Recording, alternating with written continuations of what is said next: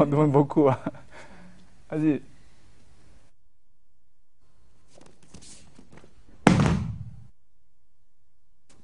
Quelle que soit la variante de garde, Tori bouscule Uke pour le faire reculer.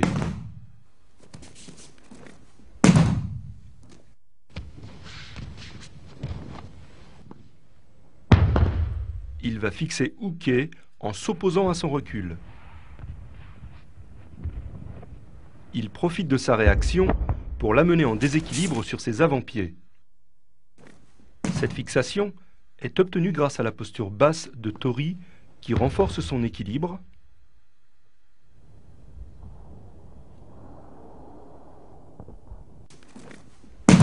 ainsi qu'à la traction du bras gauche ou des deux bras.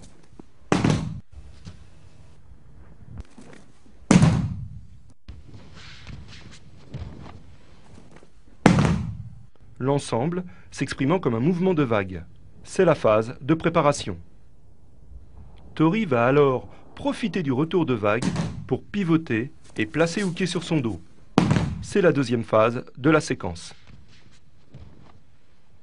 La rotation, qui est lancée par la jambe gauche, se transmet au bassin, puis au haut du corps.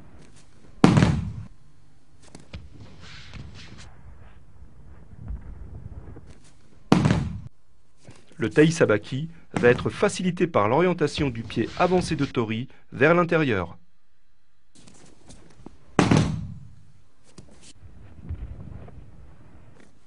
Dans le cas de Ippon, pour éviter de rentrer trop tôt en contact avec Uke, Tori efface son épaule droite vers le bas tout en maintenant l'action de traction du bras gauche.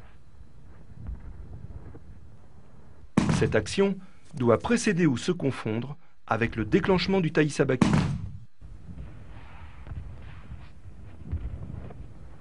En fin de rotation, au moment du contact, il emboîte l'épaule droite de Uke.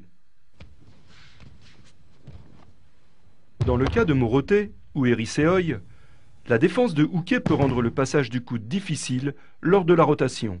C'est pourquoi Tori visse son avant-bras vers l'intérieur tout en accentuant l'action de Tsurite et de Ikite. L'effacement de l'épaule droite vers le bas facilitera le passage du bras tout en évitant à Tori de rentrer trop tôt en contact avec Uke. Quel que soit le kumikata, Uke se retrouve chargé, fixé sur le haut du dos de Tori. Dans le cas spécifique de Eriseoi, Tori peut décaler son pied droit vers l'extérieur pour empêcher l'esquive de Uke.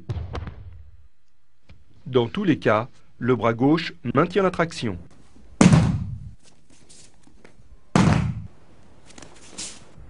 Les deux corps semblent alors presque parallèles, comme deux axes inclinés dans le sens du déséquilibre.